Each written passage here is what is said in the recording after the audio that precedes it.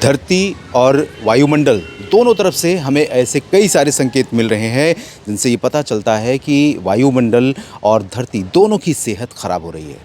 इस सेहत को बिगाड़ने वाला कौन है?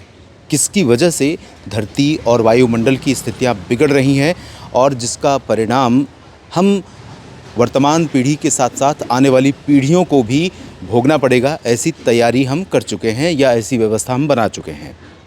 किस प्रकार से हम इसको ठीक कर सकते हैं? कैसे एक व्यक्ति के तौर पर छोटे छोटे प्रयासों के माध्यम से इस बिगड़ती हुई धरती के स्वास्थ्य को कैसे ठीक कर सकते हैं?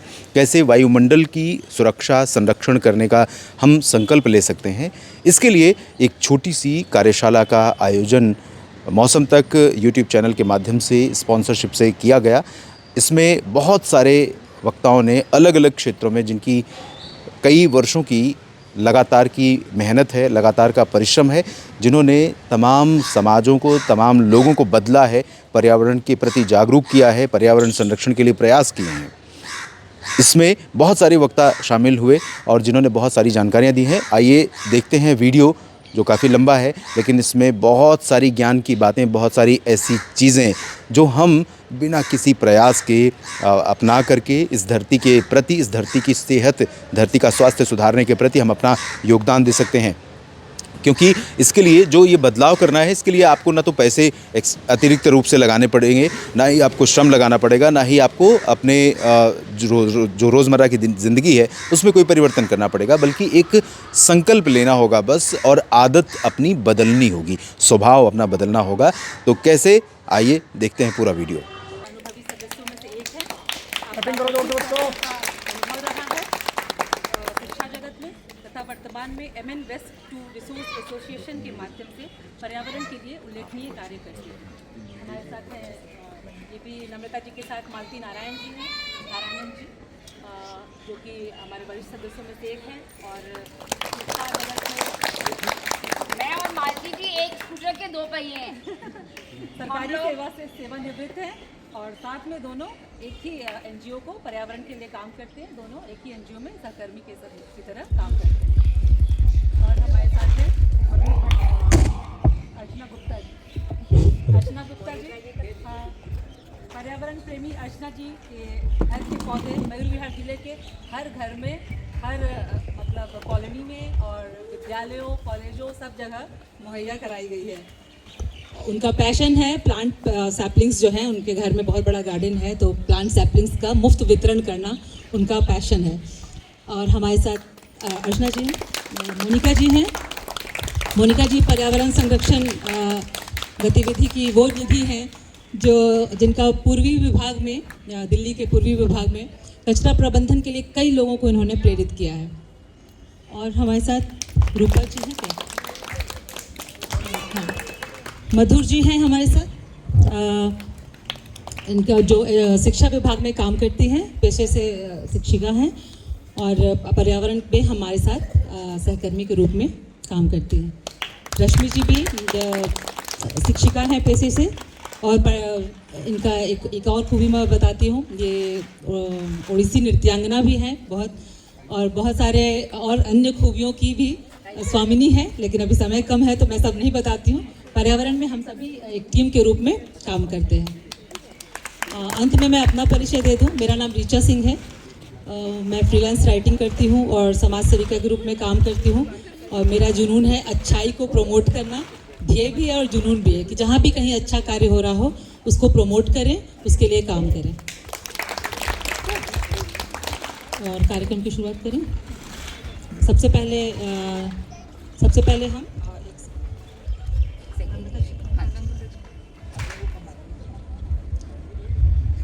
कचरा पृथक्करण पर एक 10 मिनट का सत्र है जो नम्रता जी द्वारा लिया जाएगा। सत्र के बाद 1-2 प्रतिभागियों से प्रतिक्रिया भी हम लेंगे, तो आप लोग ध्यान से सुनिएगा और नम्रता जी जो बताएंगी उसके बाद आपको आपके जो भी फीडबैक होंगे वो आप देंगे। नमस्ते बच्चों। सेग्रीगेशन एट सोर्स, आप लोगों ने ये तो सुना ही होगा। इसका क्या मतलब है? इसका मतलब ये है कि कूड़ा जहाँ पर जनरेट होता है, पैदा होता है, क्रिएट होता है वहीं पर अलग अलग कर दिया जाए। तब कचरे को अलग अलग कैसे किया जाए, हम आज वो सीखने के लिए और सिखाने के लिए आए हैं। आज सॉलिड वेस्ट मैनेजमेंट, ये जो हम घर में कचरा जनरेट करते हैं, टॉफ़ी खा ली, खाना खाया, साबुन खोला उसका रैपर निकल गया, कोई हमने क्रीम इस्तेमाल करी उसकी डब्बी खाली हो गई, अंकल चिप्स खाए उसका रैपर निकल गया। आप देखिए, कोई हमने अमेज़ॉन से सामान मंगाया उसकी इतनी पैकिंग आ गई। तो हमारी daily activities are full of waste generation. हम पूरे दिन ही कुछ ना कुछ ऐसा करते रहते हैं कि नया वेस्ट जनरेट होता रहता है, और उसके बाद हमारा अगले दिन मन करता है ओहो अभी इतना कूड़ा हो गया, कोई आए और ये सारा कूड़ा ले जाए। सो बहुत खुश होते हैं हम कि जब कूड़ा उठाने वाला आता है उसको पटक के सारा कूड़ा मिक्स करके दे दिया, अब वो हमारे घर से चला गया, अब हम साफ हो गए। नहीं, गलत फहमी है हमारी। वो मिक्स करके कूड़ा ले तो गया, लेकिन कहाँ ले गया? अब क्योंकि उसके लिए उसे अलग अलग करना इतना मुश्किल हो जाता है, और उसे उस कूड़े को अलग करके पैसे भी नहीं मिलते, तो वो हार्डली इंटरेस्टेड होता है। सो वो मोटी मोटी चीज़ें निकाल लेता है। और ये जैसे देखिए, हमने सारा कूड़ा यहाँ मिक्स कर दिया, क्योंकि ये कूड़ा अभी साफ हमने सैंपल्स के लिए बनाया है, तो हमने जिसे एक्चुअली कूड़ा दिखा रहे हैं वो कूड़ा है नहीं, उसे हमने बनाया है ताकि आप छू पाएँ उसको। हजार्डस वेस्ट भी है, जैसे हमें चोट लग गई और हमने ब्लड निकल रहा है, तो हमने कॉटन से उसको साफ किया, तो उस कॉटन में ब्लड लग जाएगा। अब वो कॉटन क्या हो गई? इन्फेक्ट हो गई। अगर वो कॉटन का पीस जिस पे ब्लड लगा हुआ है हमारा सफाई करने वाला इंसान उठाएगा, हो सकता है उसको इन्फेक्शन हो जाए। तो बहुत सारा वेस्ट हम पूरे दिन में ऐसा जनरेट करते रहते हैं जिससे बीमारियां पैदा हो सकती हैं। तो उसका हमें बहुत खास ध्यान रखना है। हमें कचरे से काम करने वाले लोगों को हीन भावना से नहीं देखना। We should be thankful to them कि वो लोग ये काम करते हैं और आके हमारा कूड़ा ले जाते हैं। नहीं तो सोचिए जो हालत हमने अपने चौराहों की कर रखी है, हर जगह नालों के पास जो कूड़ा इकट्ठा कर रखा है, वो कूड़ा हमारी सोसाइटी में या फिर हमारे घरों में पड़ा हो, क्योंकि हमारी तो आदतें बिगड़ चुकी। तो हमें इन्हीं पे वर्क करना है। हमें अपने कूड़े से नफरत नहीं करनी, हमें कूड़े को सेग्रीगेट करना है। और कोई ज़रूरत नहीं है कि हर तरह का कूड़ा हम डेली ही दे दें, क्योंकि रोज थोड़ा थोड़ा कूड़ा करके हम सेग्रीगेट करेंगे तो फिर क्वांटिटी काफ़ी कम होगी। इसीलिए उसको सफाई से रखें, सेग्रीगेट करें, और जब आपका थैला या डब्बा भर जाए तब अपने सफाई कर्मचारी को दे दें। तो आपको शायद ये बातें अजीब लग रही होंगी, लेकिन अभी हम आपको करके दिखाएंगे। और हमें इस तरह सेग्रीगेट करना है कि वो कूड़ा एक्चुअली इस्तेमाल हो पाए आगे जाकर, या फिर रिसाइकिल हो पाए, मतलब लैंडफिल में ना जाए, लैंडफिल के बड़े बड़े पहाड़ ना बने। आप लोगों ने देखा था जब कोविड का समय आया था तो सब लोग मास्क पहन के घूम रहे थे, सांस लेना भी इतना मुश्किल हो जाता है। सोचिए अगर हमने अपनी आदतें नहीं बदली तो हम सबको हमेशा मास्क पहन के घूमना पड़ेगा, जल्दी ही ऐसा दिन आ जाएगा। इसीलिए हमें काम करना होगा, हमें सफाई रखनी होगी, और हमें कूड़े की इज्जत करनी होगी। We don't have to hate garbage जो हम जनरेट करते हैं, उससे हमें नफरत नहीं करनी है, उससे हमें रखना ही सफाई से है। गवर्नमेंट ने सिखाया कि नहीं, मिक्स नहीं करना, गीला कचरा अलग और सूखा कचरा अलग। तो कुछ लोगों ने दो जगह पे सेग्रीगेट करना शुरू किया। गीला कचरा, वो गीले का मतलब वो नहीं है जो आपको टच में गीला लग रहा है। गीला कचरा असली में खाद वाला कचरा है, वो कचरा जिससे हम खाद बना सकते हैं, वो कचरा जो खाने पीने की चीज़ें, सब्जियों के छिलके, फलों के छिलके, पुराने पैरिश होने वाले जो पार्टिक फूड हैं, वो सारी चीज़ें कंपोस्टेबल या खाद बनाने वाले कचरे में आती हैं। फूल हम पूजा करते हैं, हम इतने एक्स्ट्रा फूल ले आए, अब वो फूल क्या करें? कंपोस्ट बनाइए, उसका कंपोस्टिंग में डालिए। सो एक हमारे घर का जो ऑलमोस्ट 50% कूड़ा है वो तो गीला कूड़ा हो जाता है। हालांकि गीले और सूखे कूड़े का प्रपोर्शन फैमिली टू फैमिली और डिपेंड करता है, लेकिन अगर एवरेज इंडियन की बात की जाए तो हम करीब कम से कम गरीब और अमीर की सबकी एवरेज कर ली जाए तो कम से कम आधा किलो कूड़ा हम एक फैमिली जनरेट करती, पर पर्सन जनरेट हो रहा होता है। तो इंडिया में आप देख सकते हैं कि एक दिन में कितना ज़्यादा कूड़ा जनरेट होता है, बहुत ज़्यादा। लेकिन उसका सिर्फ 1/3 कूड़ा ही एक्चुअली कॉर्पोरेशन इकट्ठा कर पाती है। तो बाकी कूड़ा कहाँ जाता है? फैला रहता है इधर उधर। आप देखिए, आप बाहर चले जाइए तो नज़ारा देखिएगा, हर जगह कूड़े का ढेर नजर आएगा आपको। वो कूड़ा किसी ने इकट्ठा नहीं किया, क्योंकि वो कूड़ा हमने ठीक से फेंका ही नहीं, उसकी वो लिटरिंग हो गई। तो पूरे देश में हमारे लिटरिंग हो रखी है, बहुत सारा कूड़ा इधर उधर पड़ा रहता है, जिसकी जिम्मेदारी कोई नहीं लेता, इसीलिए वो आगे रिसाइकलिंग पे भी नहीं जा पाता। हाँ, कूड़ा से काम करने वाले कुछ लोग, जिनके हम हर दिल से धन्यवाद अदा करते हैं, वो अपनी रोजी रोटी के लिए उसमें से रिसाइकिल होने वाली, सेल होने वाली चीज़ें निकाल लेते हैं। हमें 4 तरह के डब्बे रखने हैं घर में। तो ये हरा रंग गीले कूड़े के लिए है, खाद बनाने वाले कूड़े के लिए, फल सब्जियां, जितना भी आपका ऑर्गेनिक मैटर है, जितना भी नेचुरल तरीके से हमें खाने की चीज़ें मिलती हैं, वो सब इसमें जाए। आप लोगों को भी बच्चों, ये स्कूल में भी बहुत हेल्प करेगा। ब्लू किस लिए है बताओ? तो बताइए, ये ब्लू डब्बा किसके लिए? तो सूखा कूड़ा भी एक अजीब सा शब्द है। सूखा कूड़ा क्या होता है? तो हमारे यहाँ जो काम करने वाली लेडी है, उसने कहा कि मैम ये सूखे चावल, ये सूखे कूड़े में चले जाएंगे। सूखी दाल नहीं बच्चों, वो दाल चावल वो सब खाने वाली चीज़ें हैं। सो वो चाहे फिजिकली वो देखने में आपको सूखी लग रही हो, but that all is organic, that all is compostable, उसे हमें खाद बनाने में इस्तेमाल करना है। और गीला, अगर पनीर मैंने काटा और पनीर की जो आउटर कवरिंग होती है प्लास्टिक की, उस समय तो वो गीली होती है, तो क्या वो गीला कूड़ा हो गया? नहीं, वो गीला नहीं, वो तो सूखा कूड़ा में जाएगा, दैट इज रिसाइक्लेबल। तो पहले तो हम लोग गीला और सूखा बस ये 2 कैटेगरीज ही करते थे, लेकिन इससे भी पर्यावरण का बहुत नुकसान हो जा रहा था, क्योंकि सूखे कूड़े का ये सारा कूड़ा मालती जी के हाथ में जो है, ये सब सूखा कूड़ा है। हम पहले ऐसे ही करते थे, सूखा कूड़ा इसमें डाल देते थे एक जगह और वो ले जाता था, पर लड़के को बहुत मुश्किल होती थी, क्योंकि इसमें बहुत सारा कूड़ा तो रिसाइक्लेबल है, लेकिन बहुत सारा कूड़ा ऐसा है जो रिसाइक्लेबल नहीं है। तो वो रिसाइक्लेबल कूड़े को भी गंदा कर देता था। जैसे कि घर में आपके कोई छोटा भाई बहन हो, वो डायपर यूज़ करता हो, यूज़ किया हुआ डायपर भी डाल दिया इसमें, तो अब तो सारा कूड़ा गंदा हो गया। उस कूड़े को कौन छुएगा? अब कहाँ जाएगा ये सारा कूड़ा? लैंडफिल में, क्योंकि वो तो अब खराब हो गया सारा, उसे कौन छुएगा? तो हमारी सरकार, घर में कोई बीमार है तो उनकी दवाई पट्टी हो रही है। अब तो ऐसे कॉटन में इस्तेमाल होती हैं, वॉच भी होगा। तो अब ऐसा अगर कॉटन होगा, ये तो मैंने अभी आप लोगों को दिखाने के लिए इस पे लिपस्टिक लगा दिया है, लेकिन जब जैसे ही कूड़े वाले को ये नजर आएगा, उस बेचारे की तो हिम्मत नहीं होगी इसको छूने की, क्योंकि उसको छूना भी नहीं चाहिए, क्योंकि अगर वो छुएगा तो उसको संक्रमण हो सकता है, बीमार हो सकता है वो। सो ये सब कूड़ा हम ऐसे अगर डाल देते हैं, अब हमने इस सब कूड़े के साथ बहुत बुरा किया, और इस कूड़े के साथ ही नहीं, अपनी धरती माता के साथ बहुत बुरा किया, और आप लोगों के साथ, क्योंकि आप तो भविष्य हैं। अगर मैं अपने घर का कूड़ा ऐसे रखती हूँ तो मैं आपकी सबसे बड़ी दुश्मन हूँ, क्योंकि हम लोग तो बड़े हो गए, कुछ साल बाद हमको अब चल पड़ेंगे यहाँ से और ये पृथ्वी छोड़ जाएंगे आप लोगों के लिए। लेकिन फिर आप लोगों के लिए हमने क्या क्लीन एयर, क्या हमने क्लीन लैंड, क्या क्लीन पानी छोड़ा? नहीं, सब गंदा कर दिया, और खुद भी कर दिया, और आप लोगों को भी सफाई रखना नहीं सिखाया।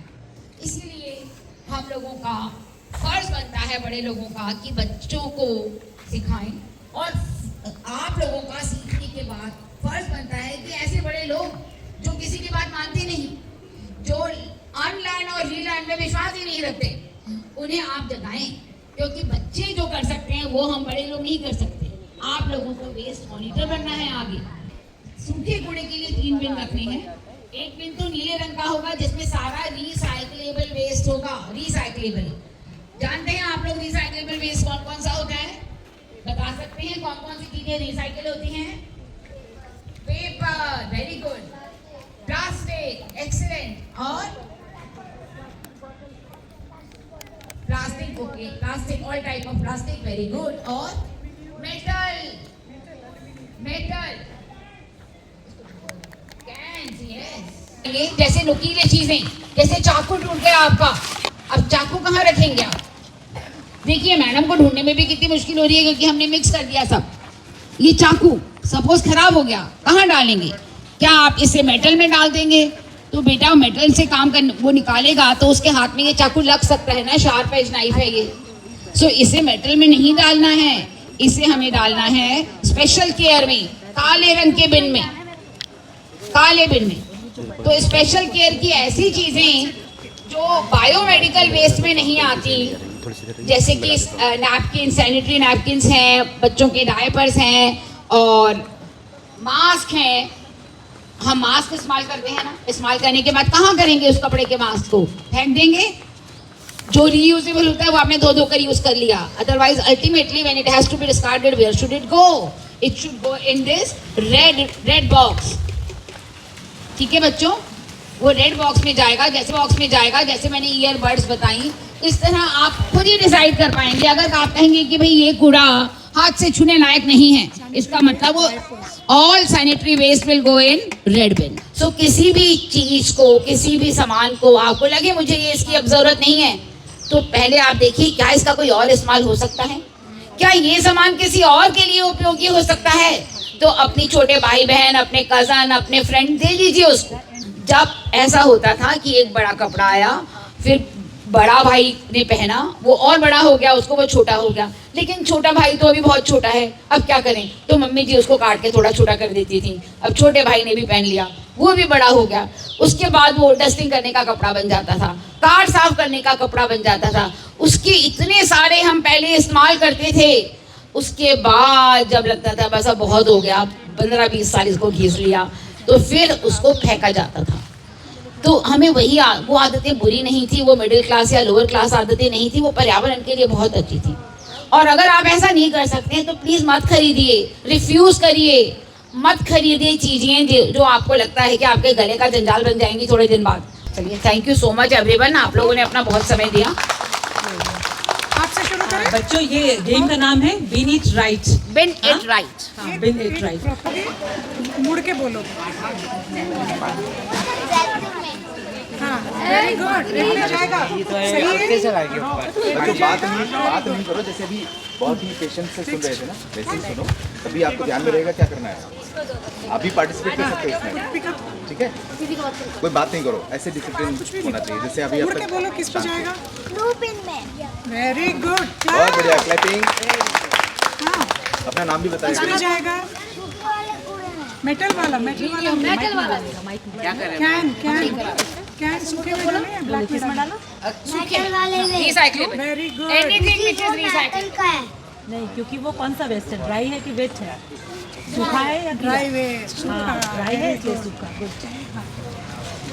और आइए, और कौन? बड़ों में से भी आइए कोई। शक्ति, बड़ों से भी गलती हो जाती है कभी कभी। हम लोग को लगता है कि हम लोग बहुत ज्यादा जानते हैं, लेकिन हम भी गलतियां करते हैं। किसमें तो जाएगा? आइए एक बार मुड़ के बोलो। बड़े भी बच्चे बनकर देखें। किसमें जाएगा? ब्लू वाले में। सही है। Very good. क्या नाम है आपका? किसमें जाएगा? दिखाइए बच्चों। हैंडल से पकड़ो बेटा। क्यों क्यों? ये शार्प एज नाइफ है, ये और कैसे लग सकता है वेस्ट वर्कर को। कैसे जाएगा? स्पेशल केयर है। रेड में जाएगा। नो, स्पेशल ब्लैक में जाएगा। Special care.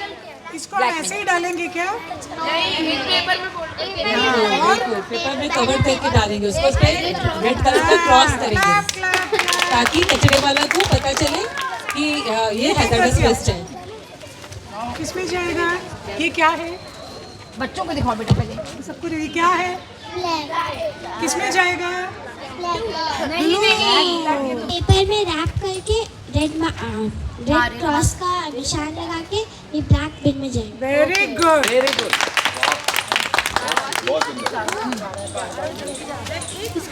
इधर से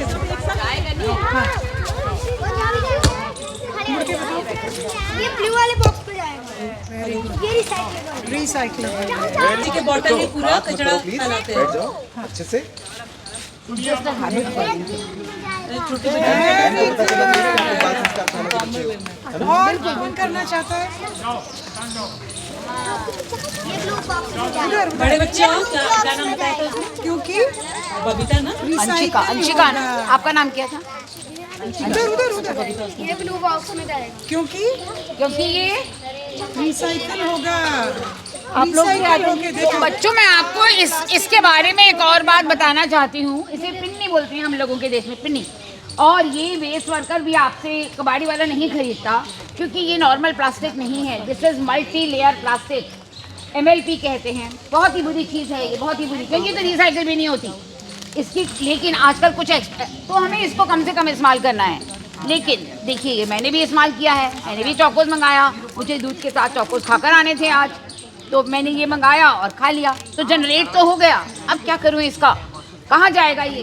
तो इनको, ये आप देख रहे हैं पेन स्टैंड, ये मल्टी लेयर प्लास्टिक को श्रेड करके, कंप्रेस करके बोर्ड बनाया है, और उस बोर्ड से ये बना है।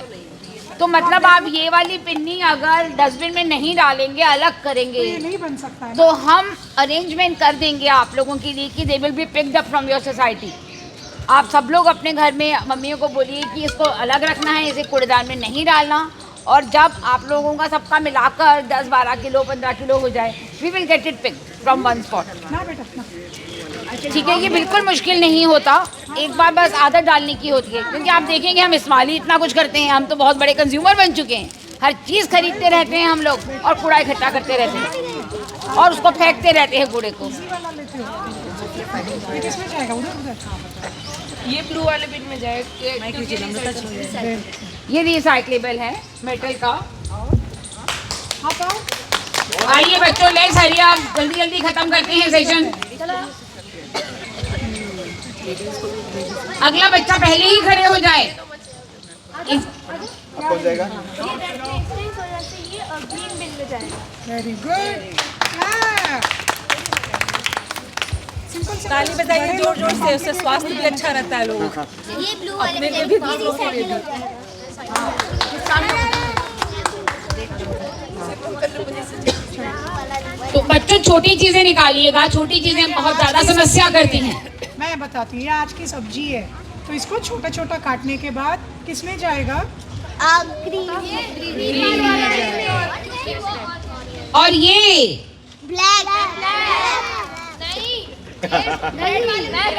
तो बेटा रंग पे ना जाएं, ये काला जरूर है, लेकिन हाँ बाई चांस तो ये ब्लैक में ही जा रहा है। Okay fine. ये ब्लैक में क्यों जा रहा है? क्योंकि स्पेशल केयर है ये। दिस इज, इसका अलग प्रबंधन किया जाएगा। ये ई वेस्ट है। ई वेस्ट जानते हो तुम लोग? ई वेस्ट जानते हैं ना आप? जितना भी इलेक्ट्रॉनिक वेस्ट है वो सब ई वेस्ट है। उसे हमें उसमें बहुत सारी हानिकारक चीजें होती हैं। ये लकड़ी वैसे रिसाइक्लेबल है, राइट? तो ये जा सकता है, बट क्योंकि ये ऑर्गेनिक है, कोशिश करो इसको जितना दिन यूज़ करो, उसके बाद ब्लू में ही डालो। ब्लू में ही डालिए। अभी के लिए ब्लू में ही डालना है। देखिए, रिसाइकलिंग बहुत एक बढ़िया बात नहीं है। Recycling itself requires a lot of energy, लेकिन फेंकने से बहुत अच्छा है रिसाइकिल करना। तो सबसे पहले तो हम रिफ्यूज कर दें सामान लेने से। गुड मॉर्निंग, मैं गीता इधर वसुंधरा एनक्लेव से आई हूँ। मैं भी रिचा मैम के साथ और रचना मैम के साथ ही काम करती हूँ। आप लोग रिसाइकिल का मतलब समझ गए क्या होता है? क्या कोई एक बताएंगे? खड़े होके बताओ। मैम, उस चीज को रीयूज करना जो हमारी धरती के लिए नुकसान नहीं देता है। ठीक है, बच्चों को समझ आ गया सबको? अब थोड़ा सा महिलाओं के पास भी जाती हूँ मैं। आप लोग अपने लेवल में किचन में जो काम करते हैं उसमें आप क्या चीज़ रिसाइकिल के लिए रख सकती हैं अलग से, कूड़े में ना फेंक के? कोई भी बताइए। जो ग्रॉसरी हम ले आते हैं उसमें जो हमारे पॉली बैग्स आते हैं उसको हम रीयूज करते हैं। हाँ, ग्रॉसरी के अलावा आपके में दूध आता है, पैकेट में आता है, या मदर डेयरी वाला दूसरा लेते हैं? मेरा तो वैसे आता है। उसको भी आपने किचन वेस्ट में या कूड़े में नहीं डालना है। उसको एक बार उल्टा करके थोड़ा सा पानी से धो दीजिए, उसको हल्का सा सुखा दीजिए, और उसको आप रिसाइकलिंग वाला जो भी आपने अलग रखा हुआ है उसमें डाल सकते हैं। जैसे मैडम मालती मैडम यहाँ से काटिए ताकि ये छोटा पीस प्लास्टिक में ना, मिट्टी में ना जाए, क्योंकि ये छोटा पीस होता है तो उड़ के कचरे में चला जाता है, पिकअप भी नहीं होता है। और अगर गलती से छोटा पीस कर दिया तो घर में एक ऐसा डब्बा रखिए जिसमें छोटे छोटे पीस डालें। ठीक है, तो उसको आपने, हाँ जो मैम कह रही हैं, तो उसको आपने अलग ही नहीं करना है, उसको उसके साथ ही करके उल्टा करके हल्के पानी से धो के पानी उसमें हवा में सुखा दीजिए, फिर उसको रिसाइकिल में डाल दीजिए। ठीक है, दूध के पैकेट और जो आपके दाल चावल वगैरह आते हैं उसके पैकेट आपको अलग करने हैं। ठीक है, समझ आ गया? और कुछ आप जो डेली यूज में आप अलग कर सकते हैं बताइए। आप लोग बच्चों को खाना रोटी वगैरह कैसे, या पति देव को खाना कैसे पैक करके देते हैं? सीधा फॉइल वगैरह। लंच बॉक्स कौन सा होता है आपका? प्लास्टिक। स्टील के डब्बे हैं आपके घर में? प्लास्टिक अवॉइड कीजिए और स्टील के डब्बे में दीजिए आप। ठीक है, और सिल्वर फॉइल भी अवॉइड करिए। हम लोग मतलब मैडम लोग ये बताने की कोशिश कर रहे हैं कि प्लास्टिक जो यूज़ होता है उसको रिसाइकिल के लिए मतलब दोबारा यूज़ कैसे कर सकते हैं। साथ ही आप लोगों से ये भी रिक्वेस्ट है कि आप प्लास्टिक कम से कम यूज़ करिए। ठीक है, अभी होली आ रही है, आप लोग बच्चों को पिचकारी वो सब कुछ लेके देते हैं उनकी खुशी के लिए, तो आप लोग आज अपने आप से ये वादा करिए, बच्चे लोग भी, कि प्लास्टिक की चीज़ें नहीं लेंगे, और लेंगे तो रिसाइकिल में भेजेंगे। रिसाइकल प्रॉपर तरीके से कराएंगे। ठीक है, जो भी प्लास्टिक ये नहीं कि बच्चों ने मांगा, कुंडली पूरी भरी पड़ी है प्लास्टिक की चीज़ों से, उसको अवॉइड करना है, मतलब उसको नहीं लेना है। अच्छा, कम से कम प्लास्टिक लेना है। ठीक है, अच्छा, इसी मैडम ने जो बताया प्लास्टिक का, मैं सबसे पूछना चाहती हूँ, एक हम लोग और डेली यूज़ करते हैं प्लास्टिक, कौन सी प्लास्टिक है वो?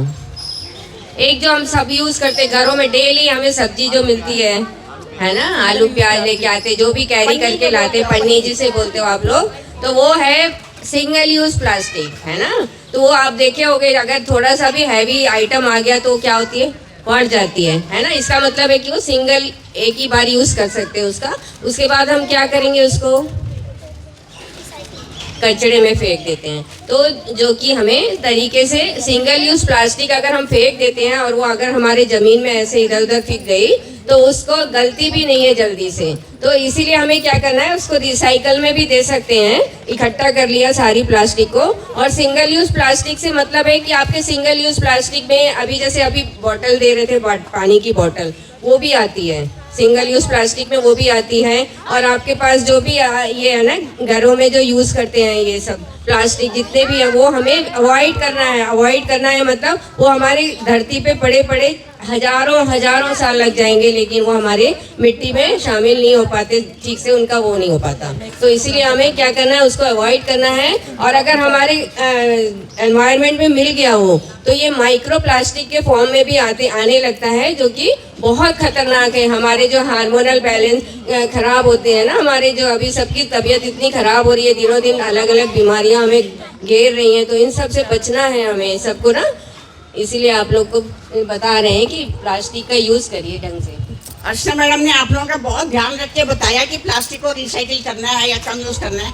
लेकिन मैं एक चीज़ पूछना चाहूँगी, आप लोग घर में जैसे टुकड़े उसके कपड़े के होते हैं, या कोई पुराना दुपट्टा है, टी शर्ट है, तो उसके आप लोग उसको कपड़ों को क्या करते हैं? मैम पहले तो रीयूज करते हैं। कैसे यूज़ करते हैं?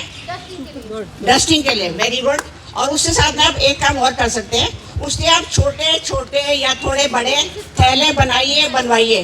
और जब भी आप मार्केट जाते हैं या आपके पतिदेव मार्केट जाते हैं, एक छोटा सा थैला उनको पकड़ा दीजिए। मोबाइल कैरी कर सकते हैं, पावर बैंक लेते हैं, थैले अगर चाहें तो उसमें बटन लगा होता है, हाँ बिल्कुल, हैंडल बना के अपने साथ, चाहे आपका शॉपिंग का इरादा हो या नहीं हो, आप छोटे से झोले अपने साथ में ले जाइए। ठीक है, प्लास्टिक नहीं लेना है यूज में ज्यादा ना। और इसी को मैं एक और कहूँगी, हमारे घर में सबसे ज्यादा क्या निकलता है, सबके घर में निकलता है वो, बच्चों के, छोटे बच्चे बड़े, क्या बताओ, पन्नी के अलावा, और जो हमारे हर के पास है, सभी के पास है, सभी के पास है। रैपर तो नहीं है, मुझे भी नहीं आ रहा इसका आंसर। 12 बजे मीटिंग में, मुझे भी नहीं आ रहा इसका आंसर, बताइए। जब हम कंघी करते हैं तो क्या करते हैं, यस, तो इस बाल का हम क्या करते हैं, फेंक देते हैं ना इधर उधर। तो उसको फेंकना नहीं है, फेंक के एक जगह रखते भी हैं तो उसको क्या है, वो नेचुरल चीज़ है तो वो कंपोस्ट हो जाती है। आगे इसमें इतना नाइट्रोजन होता है कि हमारे खाद का काम करती है, नाइट्रोजन से भरपूर है ये बाल। तो इसलिए इसको तरीके से एक जगह पे रखिए और उसको चाहो तो गमले के साइड में दबा दीजिए। आप थोड़े दिन बाद देखिएगा, 1-2 महीने बाद वो गल जाता है। ठीक है, तो ये आपका खाद का भी काम करता है। और ये जो अगर ये समुद्र में अपने जो है तेल के जहाज वगैरह आते हैं ना, तो उसमें पानी वो तेल गिर जाता है समुद्र में, तो उसको रिसाव को जो है बालों से ही कलेक्ट करते हैं। ये बाल सोखता है ना तेल, हम तेल लगाते हैं ना बालों में, तो बाल तेल भी सोखता है। और मैट बनाई जाती है, बहुत अच्छी चीज बनती है, मैट भी बनती है इससे। तो इसको भी फेंकना नहीं है ना, इसको भी तरीके से इसको रखना है और तरीके से इसका निस्तारण करना है।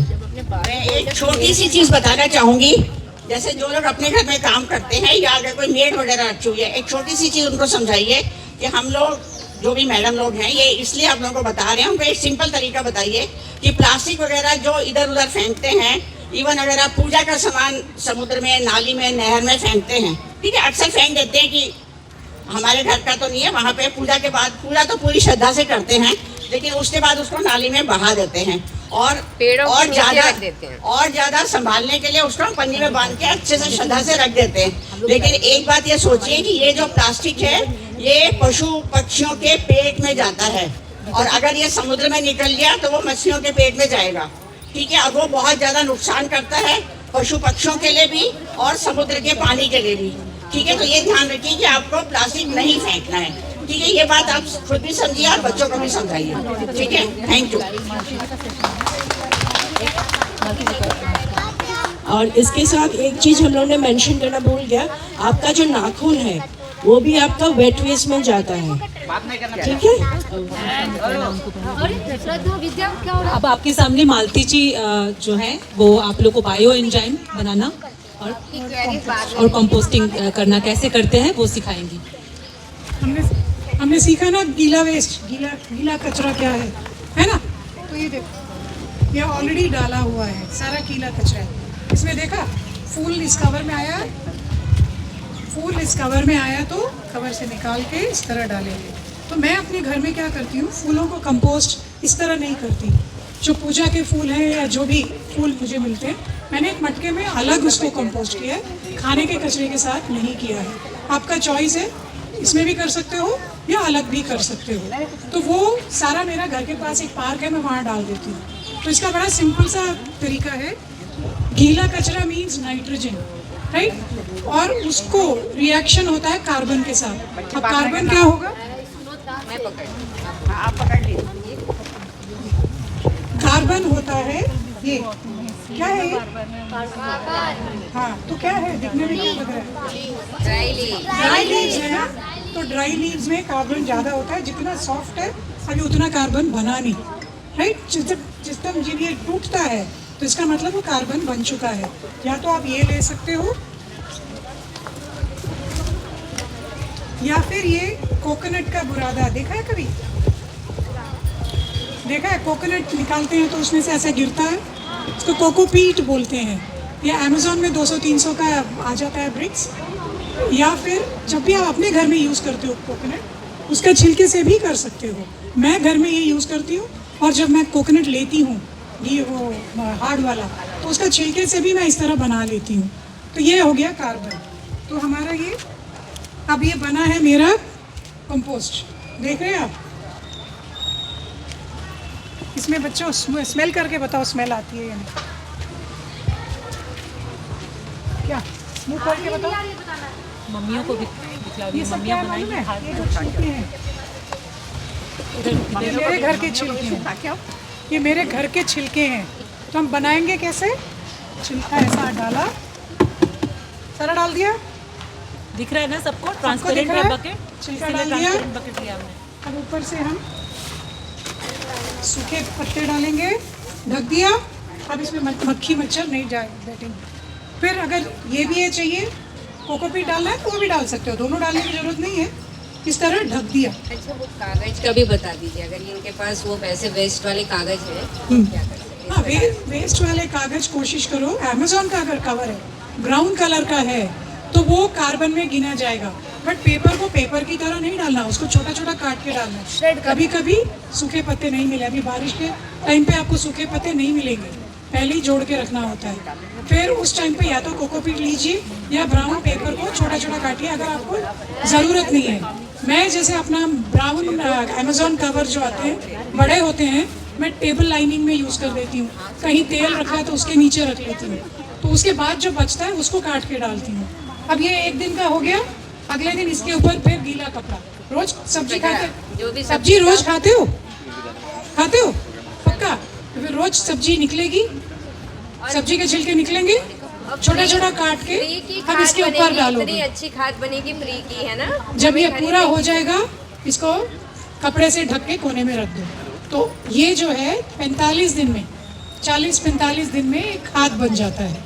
तो ये बच गया था मेरे पास प्लास्टिक कवर। ये किसमें जाएगा? इसमें क्यों जाएगा? ये तो वेट वेस्ट है। अभी भूल गए, ब्लू में जाएगा। ये मैं ब्लू में डालूंगी। प्लास्टिक है, तो ये है खाद बनाने का तरीका। अब जब हम गीला कचरा निकाल देंगे अपने घर के कचरे से, तो जो बचेगा वो रिसाइक्लेबल है। मैक्सिमम जितना रिसाइकल हो जाएगा उसमें से ऐसे प्रोडक्ट्स बन जाएंगे, है ना? ये सब बन जाएंगे। तो हमारा लैंडफिल, ये पास में है लैंडफिल, सबको पता है, माउंटेन जैसा है, जिसके पास से गुजरोगे बहुत स्मेल आता है। जी, और पक्षी वहाँ क्यों स्मेल आता है पता है आपको? क्योंकि हम गीला और सूखा मिला के डालते हैं, तो वो नेचुरली नहीं गलता, सड़ता है। सड़ना और गलने में फ़र्क है। जब सड़ता है तो उसमें से रिएक्शन होता है, एक पानी निकलता है और एक बचता है जो स्मेल करता है। इसीलिए कहते हैं सल्फाइड ज़्यादा हो जाता है। सल्फर जब नाली से आता है स्मेल सल्फर का, एकदम पंजेंट होता है, नाक में लगता है। तो वो तब होगा जब आप गीला कचरा को प्लास्टिक के पन्नी में डाल के फेंकोगे, तो ये होगा। तो इसलिए जब अलग करोगे तो बढ़िया सा खाद बनेगा। इतने पेड़ हैं, पौधे हैं, सब में डल सकता है, राइट? तो घर में बनाने के लिए आज हमने डेमो प्लास्टिक में दिखाया। तो इसमें होल्स होने चाहिए ताकि वो पानी निकल जाए। फिर भी इसमें स्मेल आने की शंका है, तो क्या करना चाहिए? एक मीडियम मटके में, मटका 2 लो, मटके में डालते जाइए। मटके में डालिए, कोकोपीट भी नहीं है, सूखा पत्ता भी नहीं है, तो मिट्टी, सूखी मिट्टी डाल सकते हैं। क्यों? क्योंकि सॉइल में नेचुरल माइक्रो ऑर्गेनिजम्स होते हैं, तो वो ऊपर से डाल सकते हैं। हाथ से छूना मुश्किल होता है तो क्या करना चाहिए? ग्लव्स पहन लो, ग्लव्स से डालो, ठीक है? इस तरह आपने अगर गीला कचरा अगर निकल गया तुम्हारे कचरे से, तो तुम्हारे ना घर में स्मेल आएगा ना बाहर कुछ फेंकना पड़ेगा, बहुत कम चीज़ें बाहर जाएंगी। तो क्या हम कल से शुरू कर सकते हैं? मटका बहुत चीप है लेने में, 100-200 में आ जाता है। एक ढक्कन वाला मटका लीजिए स्टैंड के साथ, ताकि ज़्यादा झुकना ना पड़े। 2 मटके ले लीजिए। फिर मम्मी को सिखाएंगे ना गीला कचरा कैसे करना है। तो गीला कचरा डालने के बाद ऊपर से क्या डालना चाहिए? नहीं, कोकोपीट, कार्बन, सूखा पत्ता या कोकोपीट या मिट्टी ढक देना चाहिए। फिर ऊपर से ढक्कन डाल के रख दो तो मक्खी मच्छर नहीं आएंगे। तो कभी कभी ज़्यादा गीला होके उसमें कीड़े निकलते हैं। वो कीड़े नेचुरल हैं। वो कीड़ा का स्टेज पता है? पहले एग्स में होता है, फिर वो रेंगता है, फिर वो कीड़ा बन के उड़ जाता है। वो उसका लाइफ साइकिल है, आप सबने स्कूल में पढ़ा होगा। तो वो जब कीड़े का रेंगने वाला स्टेज होता है, वो आपके कचरे में हो रहा होता है, तो वही खाता है उसको, खा के उसको कंपोस्ट बनाता है। इसलिए उससे डरना नहीं है, कोई भी जीव से डरना नहीं है, आपको कुछ नहीं करेगा। तो इसका मतलब कचरे में गीला ज़्यादा हो गया, तो गीला ज़्यादा हो गया तो हम क्या करेंगे? थोड़ा और सूखा डालेंगे, तो वो सूखा अब्जॉर्ब कर लेगा, फिर कीड़े दिखेंगे नहीं, वो बिजी होंगे खाने में। ठीक कर सकते हैं हम लोग? घर में मम्मी पापा को सिखाओगे, है ना? चलो ठीक, डन, फाइन। आसान है ना मैडम? करेंगे ना? आसान तरीके से बताया ना मैडम ने, ठीक है? अब सबको करना है। अगली बार पूछेंगे कि आप लोगों को किसी को इसमें कोई शंका है, कुछ पूछना चाहते हैं? हाँ, वो उनको पूछना। हाँ, ये बायो एंजाइम मैंने छोड़ दिया था। ये बायो एंजाइम सिट्रस होता है। सिट्रस का मतलब ऑरेंज, नींबू, सबका छिलका जब भी आपके पास होता है तो उसका आप एक ऑर्गेनिक क्लीनर बना सकते हो। तो ये एक जो भी बॉटल है, इसमें 1 पार्ट छिलका है, 3 पार्ट गुड़ और 10 पार्ट पानी है। तो मैंने पार्ट इसलिए बोला, कंटेनर के हिसाब से ऑयल वाली है ना रुई की बत्ती? जैसे अगर 5 लीटर वाला फिनाइल के बोतल में आप करोगे तो आपको करीब करीब 150 ग्राम छिलका, 300 के करीब गुड़ होगा और 3 लीटर पानी होगा। ऊपर गैप छोड़ना चाहिए और इसको अगर आप 90 दिन रखोगे ढक के तो एक बढ़िया सा क्लीनर बन जाएगा, जिससे आपका घर का सफाई पोंछा मारने का पानी मिल जाएगा। एक ढक्कन 1 लीटर पर 20 लीटर में डाल सकते हो पोंछा के लिए। उसके बाद पानी फेंकने की जरूरत नहीं है, पौधों में डाल सकते हो। फिर ये जब ये छिलके जो है गल जाएंगे तो एक पेस्ट बन जाएगा। इससे आपका टॉयलेट क्लीन हो सकता है, आपको हार्पिक डालने की ज़रूरत नहीं है। और छोड़ के रखो, थोड़ी देर बाद ब्रश से साफ करो तो एकदम चमकता है और साफ होता है। ये माइक्रो ऑर्गेनिजम्स जो हैं आपके जर्म्स को खा जाते हैं, तो एकदम हेल्दी आ जाता है। वॉश बेसिन में साफ कर सकते हो, टाइल्स में लगा सकते हो, स्प्रे करो और साफ कर सकते हो। आपके जो टूटियाँ होती हैं, इसका लिक्विड निकाल के छान के आप उसको स्प्रे करोगे और कपड़े से पोंछोगे तो आपकी टूटियाँ चमकेंगी। तो इस तरह ये ऑर्गेनिक क्लीनर बन सकता है। और ये बनता है सिट्रस फ्रूट्स के पील्स। सिट्रस यानी कि नींबू, ऑरेंज, मौसम्बी, इनके छिलके। घर में ज़्यादा नहीं खाते हो, फ्रूट वाले के पास जाओ जो जूस बनाता है, वो भैया खुशी खुशी देता है, कहते हैं ले जाओ। मैं हमेशा ऐसे ही लाती हूँ, मुझे जितना चाहिए मैं उनसे ले आती हूँ और बना लेती हूँ। अब मैंने सोचा उनको बना के क्लीनर भी दे दूँ ताकि वो अपनी जगह को साफ रखें। मक्खी मच्छर आती है, उस लिक्विड को एक ढक्कन जो है 1 लीटर पानी में डाल के स्प्रे करोगे, मक्खी मच्छर नहीं आएंगे। तो आप देख रहे हैं कितना मल्टीपल यूज़ है। आप कंपोस्ट में डाल सकते हो, बट सिट्रस के छिलके डालने से कंपोस्ट थोड़ा स्लो हो जाता है, इसलिए कोशिश करिए उसकी बायो एंजाइम बनाने की। आप इसमें से देखिए कितनी सारी चीज़ें आपके घर की कट कर। खाद लेना नहीं पड़ेगा, हार्पिक नहीं लेना है, सोप पाउडर नहीं डालना है। आदत चेंज करने में टाइम लगता है, मानती हूँ, बट धीरे धीरे करके देखिए रिजल्ट आप अपने आप ही आएगा। और इसका जिस लिक्विड में भी ये डाला है वो पानी आपको नाली में डालने की ज़रूरत नहीं है। हाँ, एक और बात है, नाली क्लॉग हो गया तो इसका जो पेस्ट है ना, जो एकदम गल जाएगा, तो उसको डालिए, उसमें खाने का सोडा डालिए और बॉइलिंग वाटर डालिए, नाली अनक्लॉग हो जाएगा, नाली साफ़ हो जाता है। फ्रीक्वेंटली करा करिए, 15 दिन में एक बार। नाली के लिए अलग कुछ नहीं करना। और एक बात हम बताना भूल गए, हम लोग रिसाइकल करते हैं ऑयल, यूज्ड ऑयल को भी, जिसमें हम कलेक्ट करवाएंगे, जिसमें कुछ पैसे भी आपको मिल सकते हैं। जैसे कुछ तला, पकोड़े तले, पापड़ तले, तो चाय ऑयल बच जाता है। तो कोशिश करिए रीयूज़ 2 बारी से ज़्यादा मत करिए, it is not good for health. उसको आप ठंडा होने के बाद बॉटल में डाल के रखिए। 1 लीटर जब हो जाता है हमें बताइए, हम आपसे पिकअप करा लेंगे, ठीक है।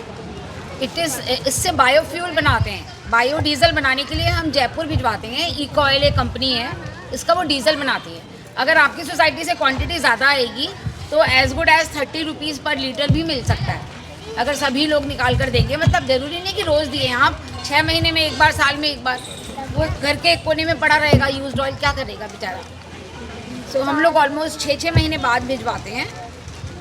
तो ये भी एक बहुत अच्छा कंट्रीब्यूशन होता है एनवायरनमेंट के लिए। नहीं तो लोग बचा हुआ तेल नाली में ही डाल देते हैं, किचन की नाली में, which is very very bad. चलिए अब हम लोग एक गेम खेलते हैं, ठीक है। एक गेम खेलते हैं, बैठे बैठे भी आप लोग बोर हो गए हैं, अब आप लोग सब खड़े हो जाइए। गेम का नाम है मिथ बस्टर, ट्रू और false, move for the planet. अगर आपको लगता है मैडम जो बोल रही है झूठ है तो सब बैठ जाएंगे, अगर लगता है सच बोल रही है तो हाथ ऊपर, ठीक है। सारे प्लास्टिक रिसाइक्लेबल होते हैं तो बैठ जाइए, नहीं होते हैं वो खड़े रहिए, जिनको लग रहा है कि नहीं होते हैं। एक दूसरे को देख के नहीं करना, जितना समझा बैठ जाओ आप। ये क्या हो गया, सब बैठ गए, सबको फॉल्स ही लग रहा है। सारे प्लास्टिक रिसाइक्लेबल नहीं है। जो आप टॉफी खाते हो ना, जो आप टॉफी खाते हो, चिप्स खाते हो, वो रैपर रिसाइक्लेबल नहीं है, वो ऐसे ही रह जाते हैं। बाकी जो मिल्क के पाउचेस हैं वो सब है, जैसा मैम लोगों ने बताया, वो सारे रिसाइक्लेबल हैं। तो कभी मत समझिए कि जितने प्लास्टिक है, जितने रैपर हैं छोटे छोटे, वो सारे रिसाइक्लेबल होते हैं, ठीक है।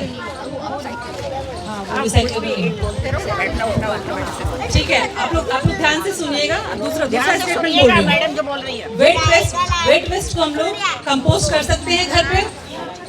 सही लग रहा है वेट वेस्ट कंपोस्ट होता है, गलत लग रहा है तो बैठिए। वेरी पता चलेगा कि गुड। आप लोगों ने क्या सुना है। एक दूसरे को जो आपके घर का गीला कचरा है वो उसका घर कंपोस्ट पे होगा? कंपोस्ट बन सकता है। चलो सबको समझ में आ गई है बात नम्रता जी की और मालती जी की।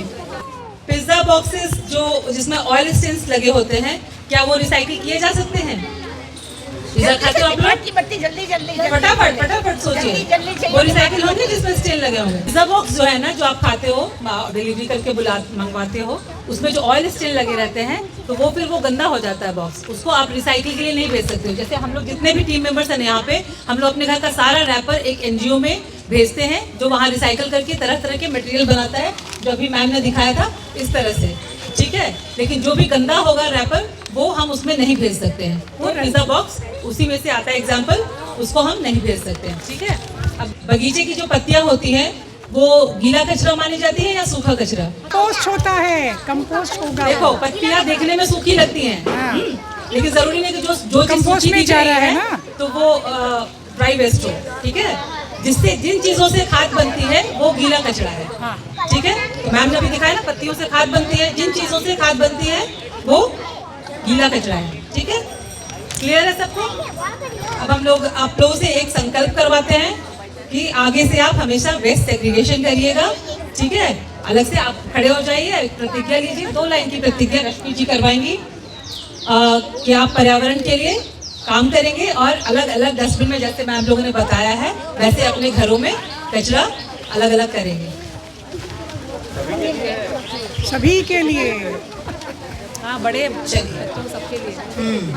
अभी आप लोगों ने सीख लिया कि हमें गीला कचरा सूखा कचरा क्या है और कैसे हमें उसे सेग्रीगेट करना है। तो अब प्रतिज्ञा लेते हैं सभी लोग, ठीक है।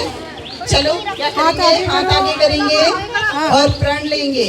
क्या प्रण लेंगे कि अब हम बोलेंगे सब मेरे साथ, हाथ आगे बच्चे, हाथ आगे, हाथ आगे। अब हम अपने घर में गीला कूड़ा और सूखा कूड़ा अलग अलग डस्टबिन में डालेंगे। जो हमारे स्पेशल अटेंशन वाले कूड़े होंगे, यानी हजार्डस होंगे, उनको काले डस्टबिन में पेपर में लपेट कर निशान लगाकर फेंकेंगे। और पूजा के फूल अब हम बाहर नहीं, अपने घर में ही खाद बनाने के काम लाएंगे। बाहर नहीं, अपने घर में खाद बनाने के काम लाएंगे। और ये प्रतिज्ञा लेते हैं कि हम खुद भी करेंगे और अपने मित्रों को भी करवाएंगे। Thank you. तो ये कार्यक्रम किसने आयोजित किया था? ये हमारे YouTube चैनल है एक मौसम तक, उनके देवेंद्र त्रिपाठी जी और आपके ही सोसाइटी में रहने वाले राहुल ठाकुर जी। तो इनके लिए आप तालियां बजा दीजिए। और साथ में आपको नई नई जानकारी किस किस ने दी? अर्चना जी ने, ऋचा जी, मालती नारायणन जी। इन्होंने आपको क्या सिखाया था आज? कौन कौन सी 2 चीजें सिखाई आपको? हाँ, जो गीला कूड़ा है, जो किचन वेस्ट निकलता है, उसको कैसे कंपोस्ट बना के उससे खाद बनाई जा सकती है, उसके बारे में बताया। और दूसरी क्या चीज सिखाई थी? बायो एंजाइम बताया। उस लिक्विड का क्या नाम है? Bio enzyme. और वो बायो एंजाइम किस काम आ सकता है? क्लीनिंग के। जैसे हम हार्पिक खरीदते हैं तो उसकी जगह हम बायो एंजाइम आराम से घर पे बना सकते हैं और उसको सफाई के लिए इस्तेमाल कर सकते हैं। और हमने आज क्या सीखा? हमने 4 तरह के कूड़ेदान के बारे में सीखा, है ना। तो अब हमें जो हमारे घर में कूड़ा निकलेगा उसको इकट्ठे एक डस्टबिन में नहीं डालना है, हमें 4 अलग अलग तरह के डस्टबिन रखने हैं। और जो कूड़ा सूखा कूड़ा है, जो रिसाइकल हो सकता है, उसको अलग रख के और उसको रिसाइकल के लिए देना है। साथ में मैं मोनिका जी का भी धन्यवाद करूंगी। कूड़े को कैसे अलग अलग करना और 4 तरह के कूड़ेदान के बारे में बताया था। इनका नाम है नम्रता दुदानी। इनके लिए जोर से तालियां हो जाए।